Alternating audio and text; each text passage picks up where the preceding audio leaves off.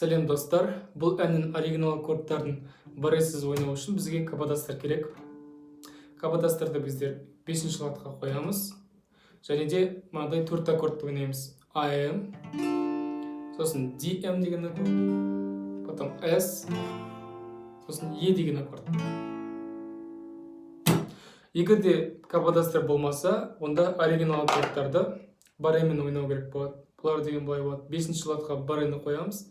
AM деген аккорд қоямыз. Екінші аккорд бұл 3-ші латқа көтерілеміз барай. Сосын 4 пен 5-ші струнаны ұстаймыз.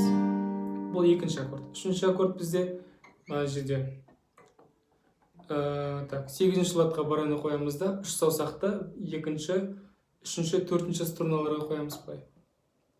Бұл бізде 9 мен 10-ші латтың арасында. Соңғы аккорд бұл жаңа 5-ші латқа көтерілеміз қайтадан, мына жерде біз E деген аккорд істейміз. Ол қалай? Барайны қоямыз. Сосын міне. Потом 3-ші, 5-ші, 4-ші струналар. Осылай оригинал аккордтарды ойнауға болады. Ал егер де сіз каподастар болмаса және де барайны ұстай алмайтын болсаңыздар, онда оригинал емес аккордтарды ойнауға болады. Бұлар яғни AM, сосын DM, потом S, сосын E. Осы 4 аккорд. Егер де аккордтар түсінікті болса, онда мына қолды үйренейік. Біздер бұл жерде перебор ойнаймыз былай. Сосын глушка жасаймыз, потом барлық струнаны бірге ойнаймыз.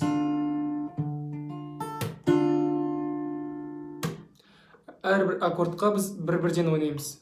Мысалы, AM аккордына бір рет, потом DM-ға бір рет, S-ға бір рет, потом E.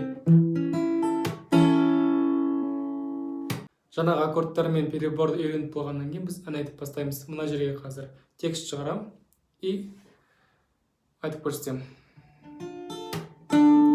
Ғасырлық мұң жүрегімде жиналған, жауын болып көктен төгілсеңші жанымды мені, тұншылмай берме, сәуле болып бір сәт каранатта.